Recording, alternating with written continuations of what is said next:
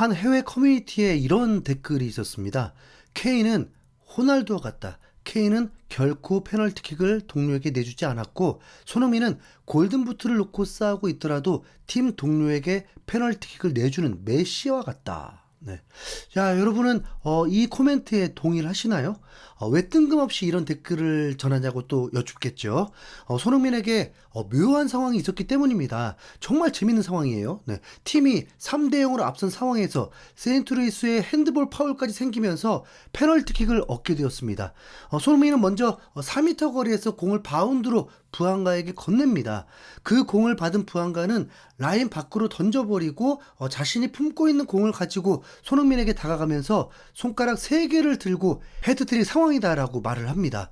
손흥민은 그게 중요하지도 않다는 듯 거절을 하죠. 그런데 부안가는 또 어떻게 해서든 그 공을 다시 건넵니다. 그리고 손흥민은 그걸 다시 주면서 이젠 설득까지 하게 되고 부안가는 키커가 되기로 마음먹습니다.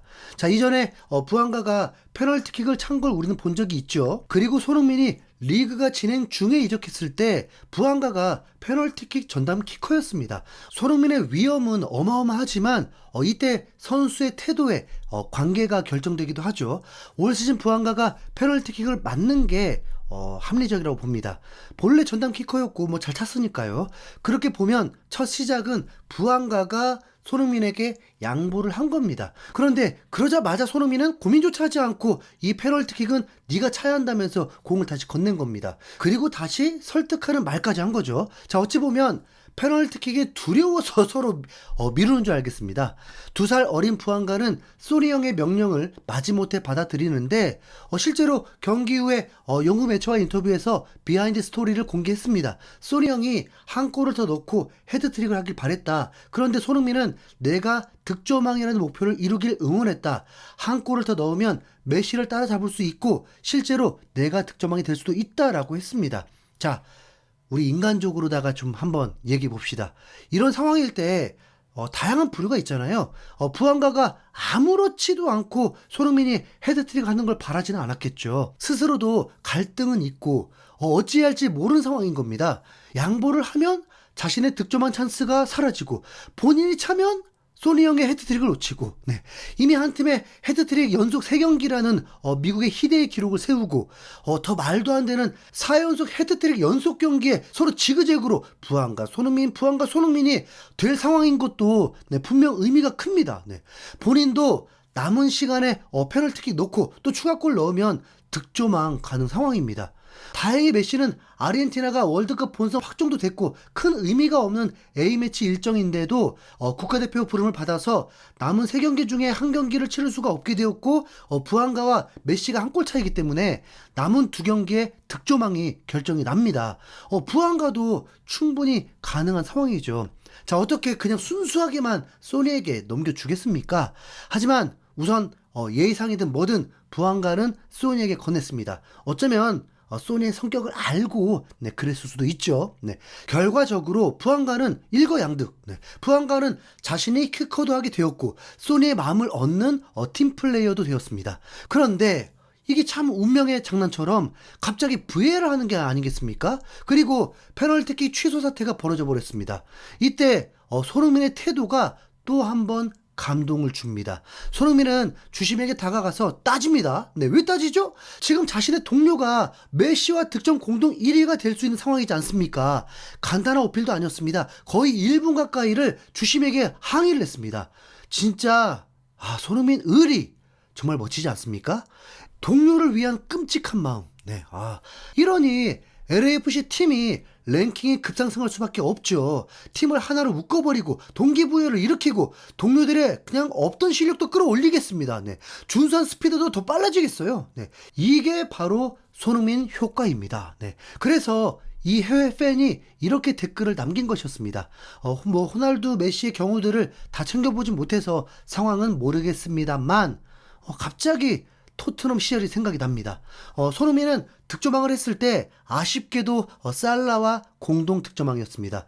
그럼에도 손흥민의 득점왕이 더 높게 평가받는 이유는 페널티킥 없이 23골이었기 때문이죠. 그런데 이 광경을 보니까 그런 생각이 듭니다. 손흥민이 득점왕 가능성이 생길 때 케인은 뭘 했는가?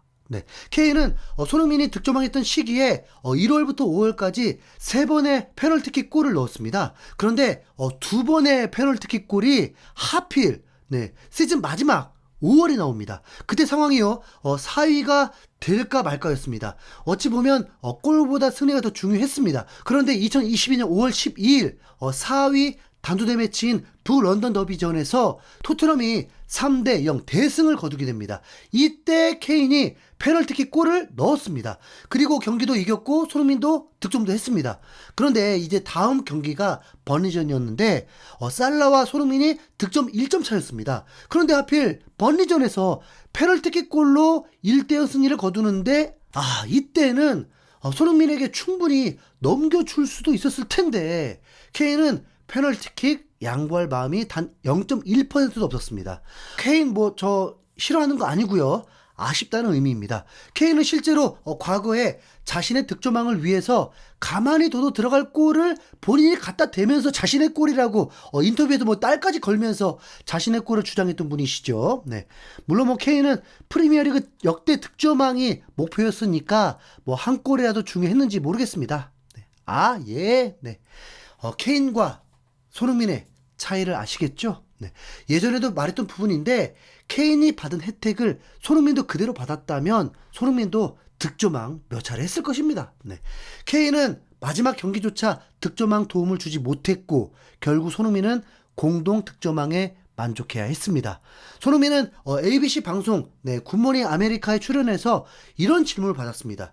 미국에 살 거라고 생각해 본 적이 있었는가? 손흥민은 3초 정도 생각하더니 솔직히 그렇지 않았다. 생각해 본 적이 없다. 가능한 오랫동안 유럽에 있고 싶었었다. 그곳이 축구는 1등이기 때문이다. 하지만 그래서 나는 인생을 정말 모른다라고 말을 한다. 내 인생 최고의 결정 중에 하나일 것이다. 이게 지금 한 달 전 인터뷰인데 아마 손흥민도 이렇게까지 팀이 달라질 거라고는 생각하지 못하지 않았을까요? 손흥민은 현재 8경기 8골 3도움을 기록하고 있습니다. 스포츠 전문 최대 매체 디애슬레틱은 흥부 듀오를 앞세운 LAFC를 플레이오프의 유력한 우승 후보로 꼽기까지 했습니다. MLS에서 손흥민과 부안가처럼 화려한 출발을 보인 공격 듀오는 없었다. 만약 이들이 현재 기량을 플레이오프까지 이어간다면 LAFC는 MLS컵 우승을 향한 경쟁에서 매우 강력한 위치에 오를 것이다. 손흥민과 부안가는 지난 6경기 동안 17골을 합작하며 MLS의 새로운 역사를 썼다. 손흥민과 부안가는 이미 서로에 대한 이해도가 매우 높으며 가장 중요한 것은 서로의 목표에 대한 진정한 기쁨을 보여주었고 서로에게 기회를 만들어주기 위해 사심 없는 노력을 보여주었다는 것이다. MLS컵 우승 경쟁이 이렇게 치열한 경우는 드물다. 보통은 막바지에 접어들면 확실히 우승할 만한 팀들이 한두 팀으로 좁혀지기 마련이다. 하지만 8월 1일 이후 순위표를 보면 유력한 우승 후보가 4-5팀으로 상당히 많다. 이 가운데서 LAFC는 선두를 달리고 있다. 이는 의심할 여지 없는 퀄리티를 보여주고 있는 손흥민의 영향이다 라면서 극찬을 했습니다. 손흥민의 영향력. 실제로 LAFC는 파워랭킹에서 서부지구 1위에 올라 있습니다. 전체 1위는 필라델피아인데 이 팀은 수비가 매우 탄탄한 팀이거든요. 하지만 한번 흔들리니까 밴쿠버에게 최근에 7실점 대패를 겪기도 했습니다.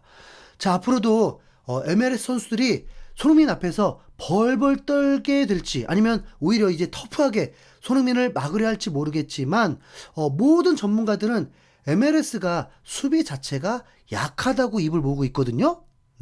손흥민의 대활약 계속 아마 행복하게 응원하면 될 것 같습니다. 손흥민의 다음 경기는 추석날 오전 10시 경기. 이날 최약팀 상대로 홈 경기거든요. 5골 기대도 좋습니다. 자, 연휴 잘 보내십시오. 이상 흰수염고래였습니다. 감사합니다.